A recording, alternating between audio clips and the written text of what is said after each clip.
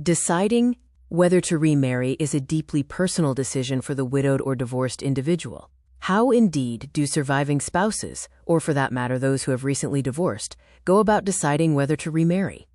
Somehow, the thought that one might have had when young, of finding the one person on the planet made for you in marriage, no longer makes much sense. That person either died or divorced, leaving their presumed perfect companion behind and alone. Does the Creator make two such persons, in case of the demise or disappearance of the first of them? The thought doesn't seem to hold much to it. While a first marriage may seem profoundly intuitive, divine, and romantic, a second marriage, especially one much later in life, can instead have a ring of practicality to it.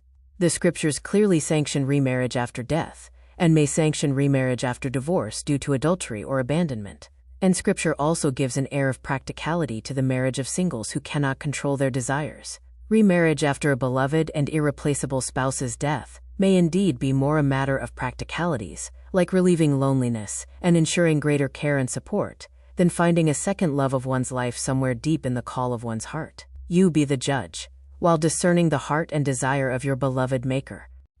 Advice. Surviving or divorced spouses may of course get sound advice about remarriage from pastors, grief counselors, psychologists, therapists, family members, and friends. Consulting professionals can confirm sound thoughts, bring fresh perspective, and correct misimpressions. Consulting family members and friends can do the same, but may also alert, for better or worse, your social network of your potential availability as a marriage or dating partner. Don't spread the thought of remarriage around your network of acquaintances if remarriage is not your desire. Having others gossip and speculate, and facing dating overtures or even marriage talk and proposals may cause you substantial emotional turbulence or distress. Keep it to yourself, and deny all interest if you need to grieve your spouse's passing without the burden of others speculating about your potential remarriage. One season at a time. Policy. For whatever it may be worth to you, law and policy generally favor remarriage after a spouse's passing or after divorce. Law and policy actually address two issues head-on. 1. No two spouses at a time, meaning no bigamy. And 2. You are perfectly free to remarry so far as the law is concerned once you no longer have a spouse, whether by your prior spouse's demise or divorce. Law and policy favor remarriage not just by authorizing it, but also by giving remarried couples the same advantages that first-time married couples enjoy, including a favored joint filing tax status, tax deductions, and exemption of marital property from attachment or execution by the creditor of only one of the two spouses. Law and policy favor marriage and remarriage because the family unit headed by the married couple is society's fundamental unit and bedrock. Married couples not only bring children into the world, but also raise, educate, and socialize them to bring their own children into the world. Married couples also care for one another throughout marriage and to the end of life, relieving the taxpayer or community from doing so. Law and policy have every reason to recognize and encourage your remarriage. Timing. Yet in remarriage, as in marriage, timing can be everything. Marry too soon after your spouse's death, and you may not have grieved sufficiently or had time to reorder your own personal, marital, and financial affairs. People may also talk, if your reputation matters to you. Likewise, marry too soon after your divorce, and your ex-spouse and others may assume that your interest in your new spouse was a factor in your divorce, again, if your reputation on such an issue matters to you. But you also may be on the rebound, as folks say. You may be marrying to compensate for your loss, rather than for better or longer-lasting reasons. In other words, if you just wait a little longer before remarrying, you may not feel such a strong urge to do so. Your cooler head may prevail in making a better decision about remarriage, or even a better choice of spouses in remarriage. Give yourself time to mourn, grieve, adjust, settle matters, and look around. You need not wait eons until it's too late. But don't rush into remarriage. If you had children with your deceased or departed spouse, those children may also prefer that more time pass before you remarry, although the decision is yours, not for them. Process. In time, if you're still interested in remarriage and are sure that you're not still on the rebound, consider following a sound process of dating, courting, and engagement moving toward remarriage. The process of remarriage need not look exactly like the process leading up to a first marriage. Indeed, the process of remarriage should probably not look the same, almost surely not be so expensive and elaborate, for instance. But as you've seen in a prior chapter, that process can achieve or promote important things for the marriage or remarriage, including confirming compatibility, reliability, integrity, practicality, and genuine intent. The process can also gently, rather than rudely, habituate and unite the new couple in their practices, souls, and disciplines. Don't shortcut or shortchange the process, even if you curtail some of the fanfare and eliminate some of the trappings. Reasons: you may have good reason to remarry after the passing of your spouse or after divorce. Your need for or interest in companionship, care, and support may be among the leading reasons. An empty home can be disconcerting, lonely, and even unsafe, insecure, and frightening. Having to do everything for oneself that one used to share with one's spouse can be wearying and burdensome. Not having your spouse in the home for whom to care can leave one aimless and purposeless. Social engagements may be fewer and more awkward without a spouse to accompany you or invite you. Healthcare decisions may be poorer and harder. Exercise may be less frequent, and eating less regular and nutritious.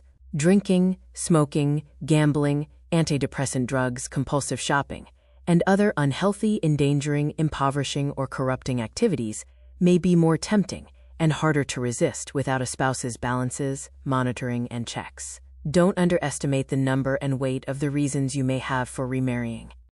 Dissuasions: you may also find multiple reasons not to remarry if you take a good, hard look. You may learn to like life in your home alone. Remarriage might bring a person into your life to whose personality and habits you find it hard to adjust. Remarriage may require you to resume household chores that the passing or divorce of your prior husband permitted you to gladly abandon. You may find that your household expenses increase without a concomitant increase in your household financial support. Your new spouse may spend more of the funds that you had intended to secure your own retirement. Your new spouse may have health issues and needs for home care that soon burden you, just after your prior husband's passing or divorce unburdened you of greater or lesser burdens. Remarriage could interfere with your old friendships, taking you out of your own community and depriving you of the support of your old network. Consider making a list of advantages and disadvantages to remarrying, and assigning weight and priority to the reasons in each list. Talk with the professionals or others listed above whom you might find to be helpful advisors, and listen to the thoughts of adult children and trusted friends who know you best. Effects: remarriage after the passing of your spouse or after divorce may affect your legal rights and interests.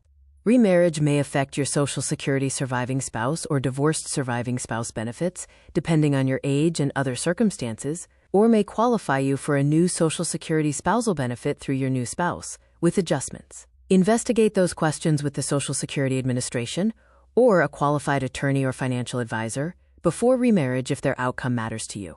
Remarriage after divorce could affect spousal support under the judgment of divorce or may trigger other events and obligations under the same judgment, such as to have to sell the occupied former marital home. Review the judgment of divorce and consult your divorce attorney. Examine anything else unusual to your situation, including business or property interests you hold, liabilities you owe or others owe you, foundations you control, trusts from which you benefit, and beneficiaries to insurance on your life, to determine how remarriage might affect related rights and interests. Children. Remarriage after the passing of your spouse or after a divorce may affect your children and grandchildren too, either positively or negatively. Your children and grandchildren may welcome your remarriage and like and respect your new spouse. But your children and grandchildren could instead take offense that you would allow anyone to presume to replace your dear departed spouse, their beloved parent or grandparent.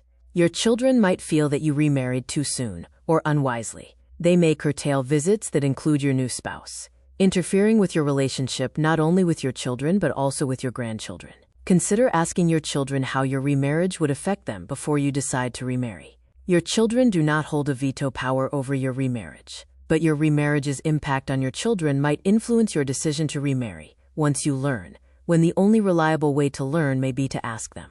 If you do, they may well ask whom you intend to marry, so be ready in advance, such as with your remarriage candidate's permission, to make that disclosure if you wish to do so. Thanks for watching. Get more tips plus illustrations, summaries, and reflections in the guide at the link in the description.